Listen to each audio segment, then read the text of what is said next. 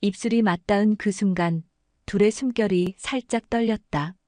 그의 손끝이 유진의 치마자락 깊숙이 스며들자 그녀는 가늘게 몸을 떨었다. 손이 참 예뻐 당신은. 당신은 다른 게 더 예뻐. 안녕하세요. 바람 따라 걷는 길입니다. 여기서 만나는 모든 이야기가 당신의 하루에 작은 쉼표가 되길 바랍니다. 금요일 밤 9시 30분. 휴대폰 진동이 조용히 울렸다. 지금 가요. 503동 10층 유진. 이영석은 소파에서 벌떡 일어나 티셔츠를 갈아입었다. 딸은 오늘 친구들과 워크숍이라고 아침부터 짐을 들고 나갔다. 며칠 전 유진의 아들도 경주로 MT를 간다 했다. 서로의 집에서 마음 편히 숨을 고를 수 있는 날은 딱 이렇게 자식들이 집을 비운 며칠 뿐이었다. 엘리베이터를 기다리며 형석은 문득 그날이 떠올랐다. 2개월 전 대학 동창회에서였다. 유진이 맞지? 나 이영석이야. 기억 안 나? 형석이? 아, 너, 나 몰라봤다. 50대 초반이 된 유진은 여전히 정갈한 얼굴에 차분하고 깔끔한 말투를 가지고 있었다. 이혼 후 혼자 아들을 키운다는 말에 같은 처지인 형석은 괜히 마음이 끌렸다. 둘은 처음 본 날 무언가에 끌리듯 약속을 잡고 다시 만나기로 했고, 그리고 지금까지 아무에게도 말 못할 연애를 조용히 은밀히 이어가고 있었다. 형석은 유진의 집 문 앞에서 문자가 아닌 노크를 택했다. 조용히 열리는 문틈 사이로 유진이 작은 미소로 그를 맞았다. 딱 시간 맞췄네. 내가 또 이런 거 칼이야. 들어와요 오늘. 된장찌개 끓였어. 형석은 웃으며 신발을 벗고 들어섰다. 잠시 후 조용히 스치는 손끝. 말없이 나란히 앉은 식탁.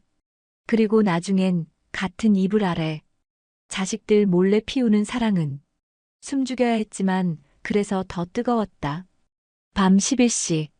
유진은 형석의 품에 조용히 안겨 그의 팔을 베고 누워 있었다. 이렇게 누워 있으면 진짜 연애하는 기분이야. 형석은 유진의 머리를 조심스럽게 쓸었다. 우린 진짜 연애 중이잖아. 근데 아무도 모르게 그게 좀 서글퍼. 말은 그렇게 해도 유진은 형석의 가슴팍에 더 파고들었다. 바로 그때. 아빠, 나 집 앞인데 짐이 많아 내려와줘. 형석의 휴대폰 화면에 딸의 이름이 떴다. 미쳤다. 뭐? 왜? 우리 딸 지금 올라온대. 순식간에 유진은 벌떡 일어나 소파에 널브러진 자신의 가디건을 집어들고 슬리퍼를 끌며 작은 방으로 들어갔다. 형석은 거실을 정리하고 향초에 불을 붙였다.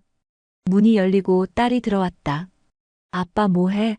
향초 켰네. 그냥 냄새 좀 나서. 딸은 의심 가득한 눈초리로 거실 한 바퀴를 휙 둘러봤다. 누구 왔다 갔어요? 아니, 무슨 소리야. TV도 안 봤는데. 딸이 방문을 닫고 들어가자 작은 방 문이 조용히 열렸다. 유진이 조심스레 나와 형석을 빤히 바라봤다. 이게 연애냐고. 그래서 더 짜릿하지. 둘은 마주보며 웃었다. 그리고 다시는 잊지 않기로 했다. 이 사랑을 쉽게 얻은 게 아니라는 걸. 점심시간에 커피 한 잔 어때요? 형석의 문자가 도착한 건 오전 10시 12분. 유진은 컴퓨터 화면을 멍하니 보다가 입꼬리를 올렸다. 좋아요. 단 30분만이에요. 우리 서로 너무 자주 보면 동네에 소문나요. 오후 12시 40분. 아파트 옆 상가 골목, 사람들 눈에 띄지 않는 작은 카페. 유진은 밝은색 블라우스에 얇은 가디건을 걸치고 먼저 도착해 있었다. 형석이 조심스레 문을 열고 들어왔다. 그를 보는 순간 유진의 얼굴엔 작은 웃음이 번졌다. 5분 늦었네요. 엘리베이터가 안 와서 보고 싶었어. 둘은 창가 구석 테이블에 마주 앉았다. 멀리서 보면 그냥 조용한 중년의 커플처럼 보일 거리. 형석이 조심스럽게 그녀의 손등을 잡았다. 유진은 살짝 놀라며 주변을 둘러봤지만 곧 그의 손을 도망치지 않게 감쌌다. 이상하지 않아요? 뭐가? 우린 누구보다 조심스러운데 늘 떨리잖아. 형석은 잠시 말이 없었다가 조용히 말했다. 어릴 땐 몰랐어. 이렇게 간절하게 누군가 보고 싶은 게 뭔지. 시간은 짧았고 두 사람은 말없이 자리에서 일어났다. 카페 문을 나서며 유진은 속삭였다. 오늘 저녁 8시쯤 우리 집 아들 없어요. 형석은 그 말 한마디에 이미 온종일 웃고 있을 자신을 떠올렸다. 밤 8시. 형석은 양손에 와인과 작은 케이크 박스를 들고 503동 엘리베이터에 올라탔다. 문이 열릴 때마다 누가 타기라도 할까 괜히 심장이 두근거렸다. 딱 이 시간만, 오늘은 그냥 조용히 얼굴만 보고 올 거야. 스스로 다짐했지만 문을 열고 나온 유진의 얼굴을 보는 순간 모든 생각이 무너졌다. 와인까지 사왔어요? 그냥 특별한 날 같아서. 오늘이요? 그대가 혼자인 날. 소파에 나란히 앉은 둘. TV는 켜뒀지만 아무도 보지 않았다. 와인잔이 비워질수록 그의 손등은 그녀의 무릎 가까이로 다가갔다. 유진은 가만히 형석을 바라봤다. 요즘 왜 이렇게 잘해줘요? 좋아서요. 그럼 언제까지 이렇게 봐줄 거예요? 당신이 그만 보자고 하기 전까지. 조용히 흐르던 공기 속에서 형석이 그녀의 얼굴을 조심스레 감쌌다. 유진은 눈을 감지 않았고 입술이 맞닿은 그 순간 둘의 숨결이 살짝 떨렸다. 그의 손끝이 유진의 치마자락 깊숙이 스며들자 그녀는 가늘게 몸을 떨었다. 손이 참 예뻐 당신은. 당신은 다른 게 더 예뻐. 방으로 가요. 침대에 두 사람. 그들은 누구보다 열정적이게 타올랐다. 그녀의 촉촉한 온기가 그의 아래로 향할수록 그는 더 단단해졌다. 그가 유진을 뒤로 아는 채 같은 방향을 본 두 사람. 그의 움직임은 끝을 향해 갔다. 마침내 하나가 된 둘은 숨죽여 서로를 향해 속삭였다. 이거 누구 거야? 당신 거지. 그 밤은 여전히 젊은 날의 충동도 사랑을 확인하는 집요함도 없었다. 그저 지금 이 순간 너무 좋아서 이 마음이 사라지지 않길 바라는 묵직한 감정 하나가 조용히 전해졌다. 그날 밤 형석은 돌아가지 않았다. 아침 햇살이 부엌까지 스며들 무렵 형석은 유진의 셔츠를 입고 커피를 내리고 있었다. 유진은 가운을 걸치고 다가와 그의 허리에 팔을 두르며 말했다. 내가 그랬죠? 언젠가 꼭 이런 아침이 있었으면 좋겠다고. 형석이 웃으며 컵을 건넸다. 우린 생각보다 빠르게 일었네. 그때였다. 엄마, 나 집 앞인데. 문 안 열려. 두 사람의 얼굴이 동시에 굳어졌다. 뭐야, 오늘 오는 거 아니었어? 내일 밤이라더니. 유진은 잠옷 위에 급히 코트를 걸쳤고 형석은 안방에 쑤셔 넣은 자신의 가방을 꺼내 창문 쪽을 살폈다. 복도로 나가면 들켜요. 안 돼요. 그럼 어떻게 해? 유진은 숨죽인 목소리로 말했다. 화장실 창문 열려 있어요. 502호 베란다랑 붙어 있어요. 거기로. 형석은 유진을 한번 껴안고 조용히 화장실로 향했다. 그의 얼굴엔 긴장과 동시에 묘한 웃음이 떠올랐다. 이 나이에 이게 뭐람. 그날 밤 서로 연락은 하지 않았지만 한참 뒤 형석의 집 현관문에 작게 접힌 쪽지가 붙어 있었다. 미안해요. 고생했죠? 보고 싶어요. 유진. 형석은 그 쪽지를 보며 혼잣말했다. 이렇게까지 하고 싶은 사람이 생긴 게 기적이네. 며칠간 연락이 없었다. 아들의 눈치를 보느라. 유진도 형석도 잘 지내지? 한마디조차 조심스러웠다. 그러다 어느 날 동창회 단톡에 올라온 메시지. 이번 주 토요일 삼겹살 번개. 형석이 오랜만에 나오나? 형석은 참석 버튼을 눌렀다. 그리고 같은 시간 유진도 조용히 체크 표시를 눌렀다. 토요일 저녁. 시끌벅적한 동창회 자리. 둘은 아무 일도 없었던 사람들처럼 멀찌감치 떨어져 앉아 웃고 있었다. 그때 예전부터 말 많기로 유명한 수미가 슬쩍 유진 옆으로 와선 귓속말을 했다. 너 요즘 좀 예뻐졌다? 어머, 갑자기 왜? 그냥 뭔가 밝아졌어. 근데 형석이도 그러더라. 유진은 들킬까 웃으며 얼버무렸다. 둘 다 이혼해서 홀가분한가 보지. 하지만 수미는 형석 쪽을 보며 은근히 의미심장한 미소를 지었다. 식사 후 사람들이 하나둘 나가고 유진이 먼저 자리에서 일어나려 했을 때 형석이 재빨리 뒤따라 나왔다. 차 데려다 줄게요. 여기서 이러면 수미가 보고 말죠. 그게 뭐 어때서? 잠시 정적. 유진이 한참을 망설이다가 형석의 코트를 살짝 잡아 끌며 말했다. 그래도 뒷골목으로 가요. 안 보이게. 차 안. 형석은 말없이 그녀의 손을 잡았다. 보고 싶었어요. 나도. 조용한 차 안, 서로의 숨결만이 들리던 그 순간 형석이 말했다. 그럼 오늘 밤엔 당신 집으로 갈게요. 밤 11시 반. 형석의 집, 조용한 조명 아래 둘은 소파에 나란히 앉아 있었다. 와인잔은 이미 비워졌고 TV는 켜져 있었지만 소리는 꺼진 채 두 사람의 숨소리만이 작게 울리는 방 안이었다. 유진은 형석의 셔츠를 걸치고 그의 어깨에 기대 있었다. 가끔씩 그의 가슴에 귀를 대며 조용히 맥박을 느꼈다. 한참 그렇게 있다가 형석이 나직하게 말했다. 우리 조금만 더 일찍 만났더라면 그랬어도 이렇게 됐을까? 유진은 고개를 들지 않고 그의 손을 꼭 잡은 채 대답했다. 그땐 서로 몰랐겠죠. 이렇게 외롭고 이렇게 애틋해지는 게 뭔지. 형석이 그녀의 이마에 입을 맞췄다. 지금이라도 만나서 다행이에요. 나도요. 근데 가끔은 당신이 조금만 더 일찍 나타났다면 내 지난 외로움이 좀 덜했을까 싶기도 해요. 이젠 안 외롭게 해줄게요. 늦게 만났어도 매일매일 다시 시작할 수 있으니까. 그 말에 유진은 형석의 품을 더 깊게 파고들었다. 그리고 그날 밤 그들은 말없이 서로의 등을 토닥이며 지나온 시간들을 안아주었다. 형석 씨, 진짜 괜찮아요? 응. 딸은 기숙사 복귀했고 자기 아들도 동아리 MT라며 지금 아니면 우리 또 언제 가? 유진은 웃었다. 기대지 않았던 여행. 가까운 바닷가, 오래된 민박집, 방 한 칸짜리 조용한 골목 끝집. 방문을 여는 순간 형석이 말했다. 오래전에도 이런 데 와보고 싶었어요.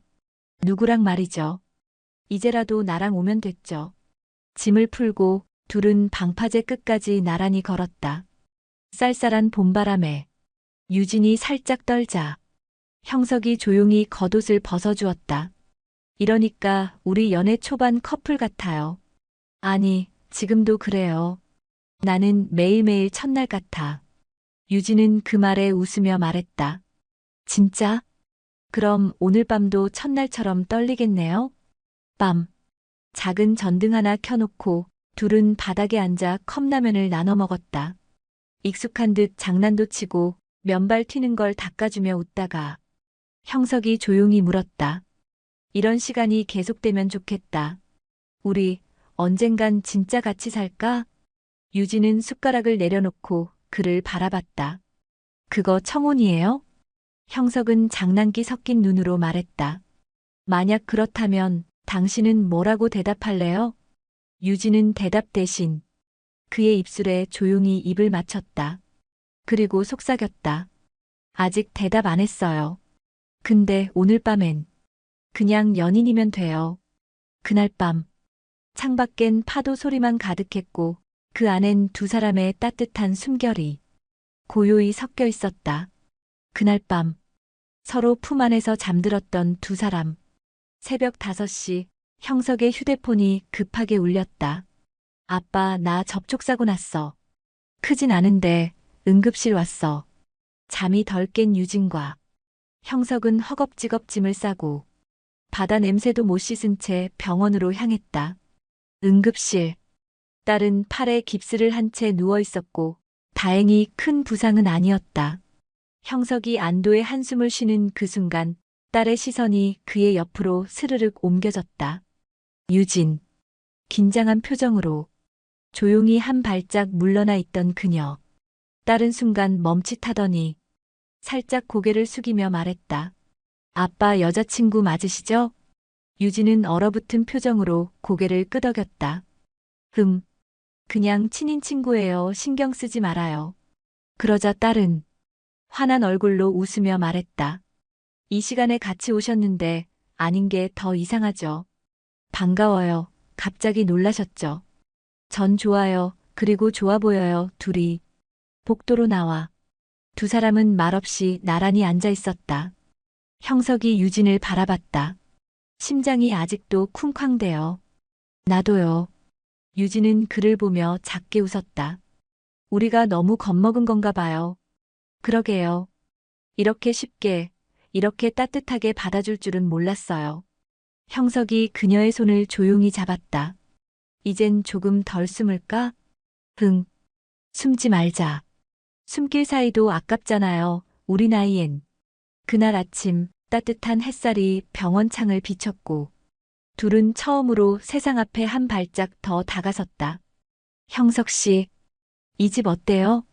유진이 핸드폰을 들이밀었다. 사진 속은 마당 있는 단독주택. 작지만 따뜻해 보이는 흰색 담장 집이었다. 좋다. 벽돌집이네. 봄 되면 마당에 꽃도 심을 수 있겠다. 형석은 웃으며 화면을 넘겼다. 근데 우리 벌써 이렇게까지 상상해도 되는 거야? 그냥 해보는 거죠, 뭐. 상상은 자유잖아요. 그는 잠시 그녀를 바라보다 말없이 고개를 끄덕였다. 그 주 주말, 둘은 정말로 그 동네를 찾았다. 사진 속 집은 이미 임대가 끝났지만 주변 동네를 걷는 것만으로도 마음이 벅찼다. 여기서 살면 아침마다 같이 산책할 수 있겠다. 저기 슈퍼에서 맥주도 사고, 싸우면 하루 정도는 각방 쓰고, 하루만. 둘은 동시에 웃었다. 작은 공원 벤치에 앉아 유진이 조심스레 입을 열었다. 나 사실은 좀 무서웠어요. 사랑이 다시 찾아올까봐. 내가 또 실망하면 어쩌나 해서. 형석은 그녀의 손을 꼭 잡으며 말했다. 나도 무서웠어요. 근데 그 무서움보다 당신 없는 시간이 더 무서웠어요. 저녁 햇살이 길게 늘어진 골목길, 둘은 나란히 걷다가 가게 유리창에 비친 서로의 모습을 바라봤다. 마치 오래된 부부처럼 자연스러운 거리감, 편안한 미소. 그날 두 사람은 함께 걸으며 아주 작은 미래 하나를 함께 그려보았다. 주말 아침, 유진은 거실 바닥에 엎드려 혼자 무거운 박스를 밀고 있었다. 베란다 수납장을 정리하면서 그나마 날 잡아 해치우려는 마음이었다. 하, 무거워라. 그 순간 방문이 열리며 잠이 덜 깬 아들이 나왔다. 엄마, 뭐 하는 거야 지금? 너 있었어? 미안 깨웠다. 아들은 한숨을 쉬며 박스를 번쩍 들었다. 아니, 내가 해준다니까. 엄마 왜 맨날 혼자 다 해? 이거 버릴 거면 그냥 말만 하지. 잠시 뒤 둘은 마루에 앉아 간단한 토스트를 나눠 먹었다. 아들은 뜬금없이 말했다. 근데 엄마. 응? 엄마는 남자친구 없어? 유진은 손에 들고 있던 잼 나이프를 멈췄다. 왜 갑자기 그 얘기를 해? 그냥 내 친구들 중에도 이혼한 부모님 많거든. 근데 다들 잘만 만나. 나는 진짜 괜찮은데. 유진은 아무 말 없이 아들을 바라봤다. 엄마나 없으면 어쩌려고 그래. 사람은 혼자 살면 안 된대. 외로워서. 그 순간 유진의 눈앞이 잠깐 흐려졌다. 놀람과 뭉클함, 그 사이의 감정. 너 언제 이렇게 컸니? 유진이 작게 웃으며 말했다. 아들은 심드렁하게 어깨를 으쓱했다. 지금은 내 엄마지만 나중엔 엄마도 누군가의 남자친구가 될 수 있지. 여자친구겠지. 그게 그거지, 엄마. 그날 밤 형석과 통화하며 유진은 조용히 말했다. 우리 아들 생각보다 많이 자랐더라. 형석이 웃으며 말했다. 그래서 슬슬 아들 몰래 안 해도 되겠어요? 유진은 웃음 속에 울컥한 감정을 담아 말했다. 나 이제 조금은 용기 내도 될 것 같아. 창문에 햇살 잘 들어오네요. 유진이 형석의 거실에 앉아 찻잔을 들여다보며 말했다. 그래서 아침마다 커튼 안 치고 자요. 눈부셔도 좋아서. 형석이 웃으며 앉았다. 그의 손엔 따뜻한 호박죽이 담긴 그릇이 들려 있었다. 먹어봐요. 오늘은 단호박 듬뿍 넣었어요. 이렇게 정성 들이면 나 나중에 못 태어나요. 그게 제 전략인데요. 식사를 마치고 둘은 조용히 설거지를 나눴다. 형석이 갑자기 말했다. 나 가끔 그런 상상해요. 당신이 퇴근하고 들어오는 소리, 현관에서 왔어요 하는 목소리, 그리고 우리 집에 꽃냄새 나는 거. 유진은 말없이 웃었다. 난요. 우리가 같은 창문에서 아침을 맞는 거요. 밥 먹고 산책 나가고 같이 고양이도 키우고 고양이는 내가 안고 잘 거예요. 그럼 전 당신을 안고 잘게요. 그날 저녁 둘은 따뜻한 이불 속에서 서로의 체온을 나누며 아무 말 없이 창밖을 바라봤다. 소란스럽지 않은 그저 조용히 스며드는 그리운 미래의 그림들. 어쩌면 그 둘의 하루는 아직 따로 시작되지만 이제 그 끝은 같은 밤으로 이어지고 있었다.